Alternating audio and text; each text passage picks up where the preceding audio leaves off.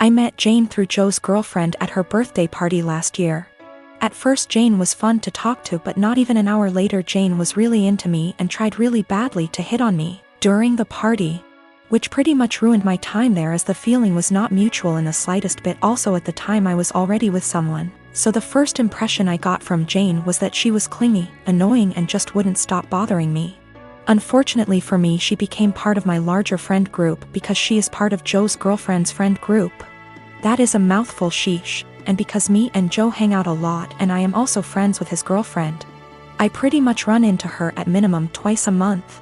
So first time Jane asked me out was a month after that party. I informed her I was with someone and not interested. She tried again 2 months later when I broke up with my then girlfriend. Again I declined her advances and told her I was not interested. I got into a new relationship not long after, but unfortunately she and I broke up about 2 months ago. Since then, as you might have anticipated, Jane has asked me out again. I said no again. Well, that brings us to this week.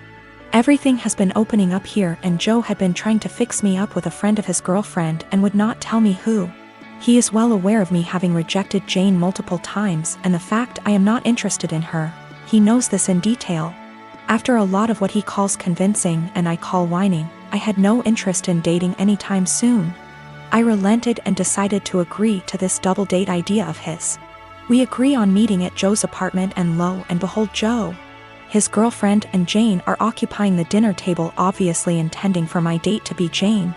I honestly just got so goddamn angry that I couldn't even get a single word out, turned around and left.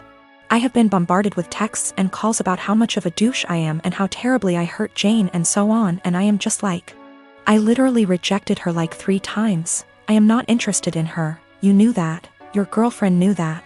Our entire friend group has a running joke about obsessive Jane FFS, so literally everyone knows it. One of my best friends, Carla, is getting married soon.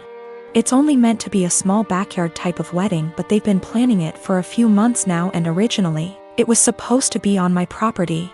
They wanted it because it's private, has lots of open space for the reception, a nice view, and the house could be used for them to get ready and stuff. Of course I said yes. She and her fiancé, Rick, were very happy. Thing is, Carla and I do have a history. We went out on and off in college but decided to stay friends. Then I met my wife, we got married, Carla met Rick, and now here they are. Now my wife knows I went out with Carla back in college and she didn't care. Carla still went to our wedding and everything. I never knew if Rick was told or not. It's not my relationship, therefore not my business to say anything, so I never did. Rick found out recently and not in the best way. Not sure how, but from what I heard from friends is that one mutual friend told him, no idea why, we used to date. Not only that, but apparently Carla said a couple years ago she was still in love with me when she was already dating Rick. Don't have actual confirmation if that's exactly what he was told. All Carla's told me is that Rick was told about our past and he's angry at her for never saying anything. It became quite a drama and didn't hear from her for over a month until now. She told me they're going to couples counseling and that the wedding is still on. But Rick requested that I not attend. It sucks, but I totally get why he wouldn't be comfortable. Then I asked the obvious question, where are they going to hold the wedding then? To my surprise, she said they still want it at our place. Rick said so too, and in my mind I'm going, he doesn't want the guy who dated his fiancée years ago at the wedding, but still wants the wedding at his house. My wife and I are expected to just not be at our home that weekend, and I told Carla no. They're going to have to find someplace else since we're not going to simply leave our home to them for the weekend. Not only for safety reasons, but it just doesn't make sense. Rick doesn't want me around because he's not comfortable, but is comfortable enough to have their wedding at my house. They really want their wedding here though, and because of that I've been bugged by not only her but also Rick, and some friends who think I'm being a petty asshole for not letting them have the wedding here anymore. Honestly, don't think that I am. It just doesn't make sense at all to have to leave our own place for a wedding we're no longer welcome to and leaving our home totally vulnerable. Still, being accused of sabotaging their wedding, and Rick believes it's the least I can do after everything. I am married to my wonderful wife Melody, and she is currently pregnant with our first child together. I have a 6-year-old daughter Tina, whose mother I split 50/50 custody with. So I know for the most part what Melody needs in order to feel supported while she carries our child. I have been spending lots of time making sure she's comfortable and taking on more of the load at home so she's not doing too much. This is her first child after all, and it's obviously a lot for her physically and emotionally. My mother and Melody don't get along too well. Mom didn't like my ex either. We broke up because we were headed on different paths, not because of my mother, and there's no bad blood. So I think she just doesn't like her because she's dating me for whatever reason. It's weird. She's very nitpicky about Melody, how much she does around the house, how emotional she is. Melody already cries very easily, and being pregnant has made her even more sensitive, which is fine. The fact that she wants to be a stay-at-home mom, it just seems like nothing Melody does is okay. I do, however, stand up for her and do not just allow my mom to talk down to her. Today, before picking up my daughter from summer camp, Melody went to 3 different grocery stores to find rotisserie chicken. She's been talking about it since last night and really wanted one. She sent me picture messages documenting her quest for the chicken and finally found it. My girl was happy.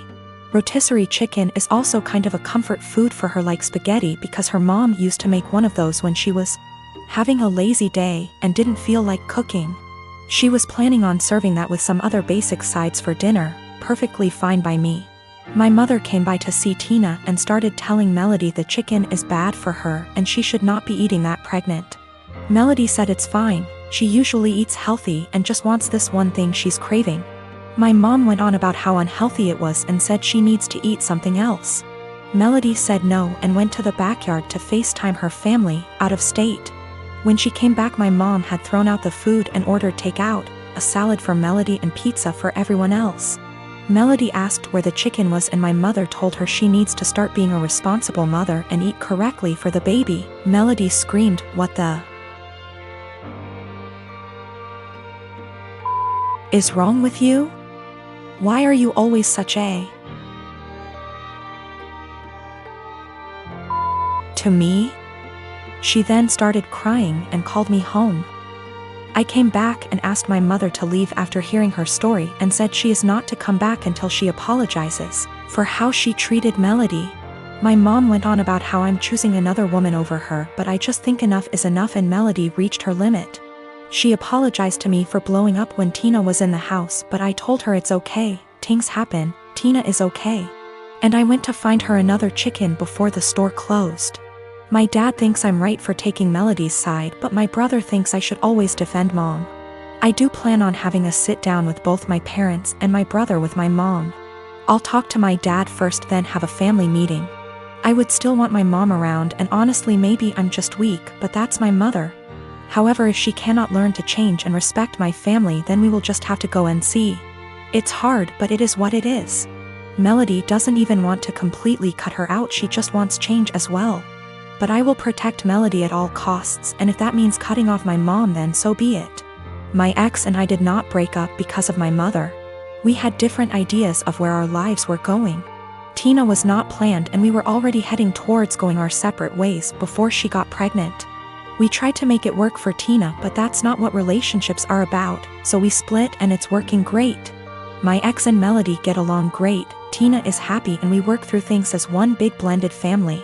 My ex and Melody have talked about my mother with each other before, and that was when I realized I needed to see a therapist to work through my childhood with a mom like mine. It's a process. I'm working through it the best I can. Melody's pregnancy is going smoothly for the most part. Just exhausting and emotional, as she put it. Also, we're having a girl. We had our gender reveal. I did find her another chicken yesterday night after this whole fiasco. So recently, I found out my 15-year-old son, Jacob, pulled an incredibly cruel prank on one of the girls I'll call Ashley, that's in his friend group. I know this girl. She's been to our house and even attended Jacob's birthday party a month ago. She seemed incredibly sweet, if not a bit shy. So when my oldest son, Mark, he's 17, came to me and told me Jacob had asked Ashley out on a date as a prank, I was stunned. I of course asked how he could know this, hoping as any mother would that it wasn't true. But Mark showed me the family tablet we all use, but mostly my sons do, and it seems Jacob forgot to log out of his chatting app, Discord. I read the long series of messages between Jacob and his friends as they mocked Ashley all through this heartless prank. I was speechless. And that's not even getting into how he was talking, like he was some thug and not a 15-year-old living in a gated community. At first I couldn't figure out what to do or how to proceed. I'll admit that I never once imagined either of my boys would be the type of person to do something like that. But there was no way in hell I was letting this go. So after a day of thought, I decided what was going to happen. First things first, he was grounded. For how long I'm not sure. Secondly, I'd gotten Jacob a bike for his birthday, but it hadn't arrived until the day previous, and I'd planned to give it to him when my parents came to visit, since they'd been unable to make his party. But instead of that, I showed him I knew about the prank and told him he was grounded. Then I made him carry the new bike out of my bedroom closet and to the car before driving to Ashley's house, him crying the whole way. I'd called her parents earlier and explained everything, and so once we got there I had him cart it to their front porch and ring the bell. Then in front of me, Ashley, her parents, and God, I had him give a sincere apology and gift her the bike. Even I apologized to her, saying I didn't raise my boy this way and what he did was unforgivable. I also called the parents of the other boys who were a part of this little stunt, and they all seemed rightfully horrified by their son's involvement. I felt I'd handled this all as best as I could, and my friends agreed. Though once my parents found out that I'd made Jacob give his birthday gift away, they said what I did went too far. I still feel like what I did was right, but having my parents more or less dogpile on me like this actually made me wonder if how I handled it was too extreme.